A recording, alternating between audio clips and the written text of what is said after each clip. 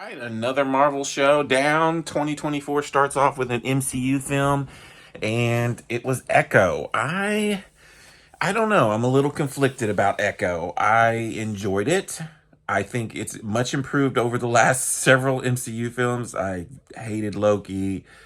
Season two, gosh, She-Hulk was awful. I'm trying hard. The last time I kind of enjoyed Hawkeye, but that seems like it was like 2 years ago.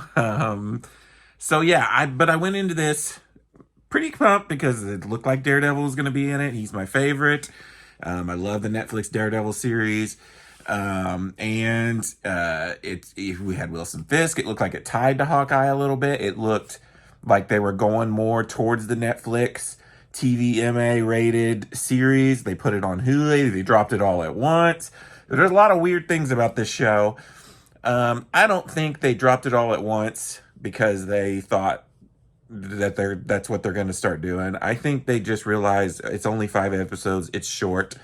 Not a lot of people are super interested. We'll do this as kind of a gimmick. I highly doubt that this is going to be their plan moving forward.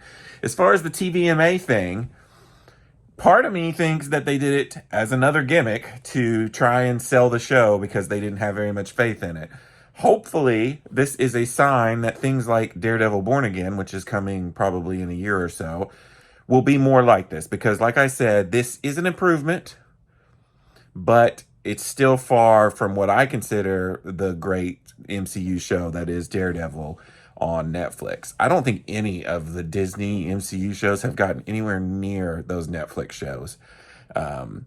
They just have been all over the place from bad to worse to, WandaVision is still my favorite MCU show. It's been the best one. And even it has kind of a crappy ending. So, this one does some things good. There are some really good moments between the main character, Echo, and her family dynamics are good between her and Wilson Fisk. There's a lot of good Wilson Fisk Kingpin moments in this. As far as the Daredevil thing, don't get too excited. And it happens quick and it doesn't really mean anything. There is a really, really good fight scene. I think it's episode 3 in a skating rink.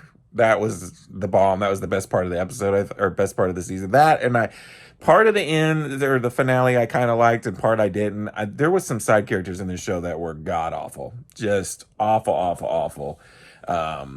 And some of the writing was bad, and there were some really cheesy moments, and some of the fight scenes just weren't that good either. It felt cheap, but at times, but then sometimes it was really cool. I get how they made such a good trailer off of some of the material they had here. So I don't know. Like I said, I'm very mixed on it. I don't really rate TV shows. This won't make my top 10 this year. Like I said, it's better.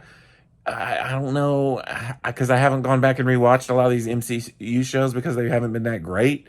But for me, it's probably up in the upper tier of them, I guess, if you even want to call it an upper tier.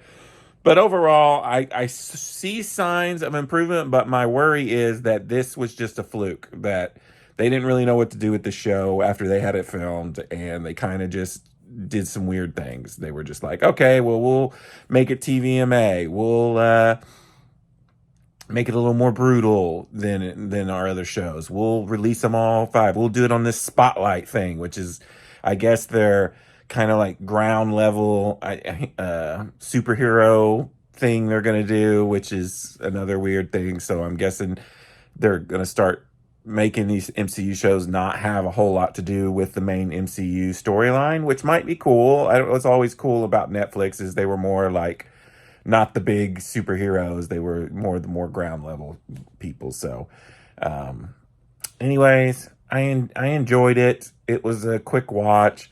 It definitely had some bad moments. It was not perfect by any means. It was okay, passable. We'll see what's next. I guess I'm trying to think because the only other MCU film we've got coming up is Deadpool this year. I think there's a couple more shows like the witch one from WandaVision, which Agatha, that might be good considering that's my favorite show they've done so far. But I guess we'll wait and see. Until next time, this is Rainy Cage. Peace out.